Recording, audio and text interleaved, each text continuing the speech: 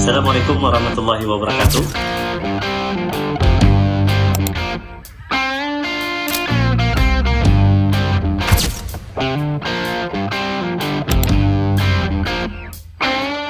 Selamat datang.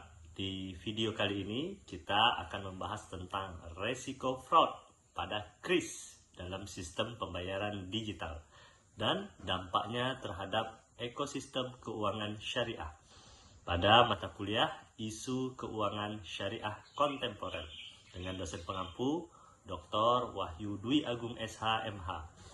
Bersama saya Muhammad Nur, mahasiswa program Magister Ekonomi Institut SEBI. Pernah nggak kita membayar menggunakan kris?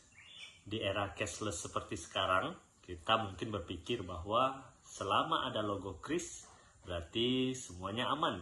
Tapi apakah benar sesederhana itu?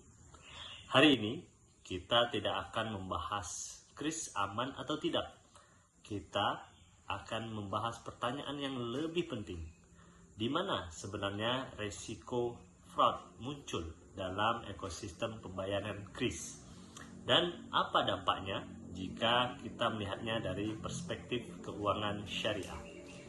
Kris atau Quick Response Code Indonesian Standard merupakan standar pembayaran berbasis QR yang ditetapkan oleh Bank Indonesia. Kehadiran kris membuat transaksi menjadi jauh lebih praktis.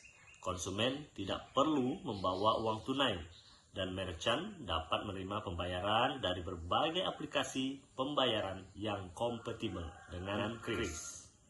Artinya, kris ikut mendorong digitalisasi transaksi termasuk bagi pelaku UMKM. Namun, semakin luas sebuah sistem digunakan, semakin penting pula kita memahami titik-titik resikonya.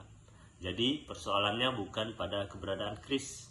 Persoalannya adalah bagaimana manusia, merchant, perangkat, proses, dan teknologi di sekitar sistem tersebut dapat menjadi titik masuk terjadinya fraud. Lalu, sebenarnya fraud pada kris bisa terjadi seperti apa?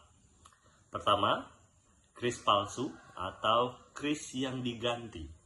Bayangkan, kita datang ke sebuah merchant, melihat kris di meja kasir, lalu melakukan scan.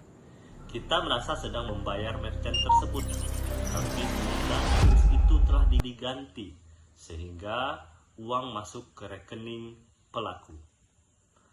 Kedua, bukti pembayaran palsu. Pelaku menunjukkan screenshot seolah-olah transaksi telah berhasil, padahal uang sebenarnya belum masuk ke rekening merchant. Dan yang ketiga, ada yang disebut dengan phishing, yaitu QR code yang digunakan sebagai sarana phishing. Korban dapat diarahkan ke situs atau proses yang berbahaya untuk mencuri data atau memanipulasi transaksi. Jadi, fraud pada kris tidak selalu berarti sistem krisnya diretas. Seringkali yang diserang justru manusia, proses, atau titik interaksi di sekitar sistem. Dan disinilah literasi digital menjadi sangat penting. Sekarang kita lihat dampaknya. Korban pertama tentu adalah konsumen. Ketika terjadi fraud, konsumen dapat kehilangan uang. Tetapi masalahnya tidak berhenti di sana. Merchant juga dapat terkena dampak, baik berupa kerugian finansial maupun penurunan kepercayaan pelanggan. Penyedia jasa pembayaran juga menghadapi risiko reputasi. Jika masyarakat merasa transaksi digital tidak aman, tingkat kepercayaan terhadap sistem pembayaran dapat menurun. Pada akhirnya, efeknya bisa meluas menjadi resiko pada ekosistem keuangan digital secara keseluruhan. Jadi, satu tindakan fraud yang terlihat kecil dapat menghasilkan rantai dampak. Fraud, kemudian kerugian finansial, hilangnya kepercayaan, gangguan transaksi, dan pada akhirnya resiko terhadap ekosistem. Lalu, apa hubungannya dengan keuangan syariah? Disinilah pembahasannya menjadi menarik. Dalam perspektif Maqasid al-Syariah, salah satu tujuan penting syariah adalah menjaga harta atau hifz al-mal. Ketika seseorang kehilangan uang karena manipulasi transaksi, persoalannya bukan hanya kerugian ekonomi. Ada persoalan yang lebih mendasar, yaitu bagaimana sistem memastikan harta manusia terlindungi. Ekosistem keuangan syariah juga dibangun atas nilai amanah, kejujuran, transparansi, dan keadilan. Karena itu, fraud bukan sekedar masalah teknis. Fraud adalah merusak trust atau kepercayaan. Ketika kepercayaan turun, masyarakat dapat menjadi lebih ragu menggunakan layanan keuangan digital. Maka, menjaga keamanan transaksi digital pada dasarnya juga merupakan bagian dari menjaga keberlanjutan ekosistem keuangan syariah. Selanjutnya, apa yang bisa dilakukan? Menurut saya, setidaknya ada 3 lapis pertahanan yang bisa diterapkan. Pertama, teknologi. Penyedia jasa pembayaran perlu memperkuat sistem deteksi transaksi yang mencurigakan, memonitoring, kemudian autentikasi, dan mitigasi fraud. Yang kedua, faktor manusianya. Pengguna jangan hanya melihat QR, lalu langsung scan. Gunakan prinsip sederhana.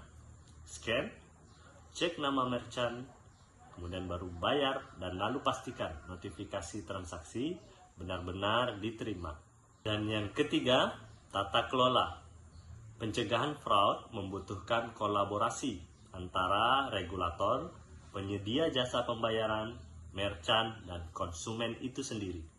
Karena fraud digital tidak mungkin diselesaikan oleh satu pihak saja. Pada akhirnya, transformasi digital bukan hanya tentang membuat pembayaran menjadi lebih cepat, tetapi bagaimana membuat sistem tersebut tetap aman, adil, transparan, dan dipercaya.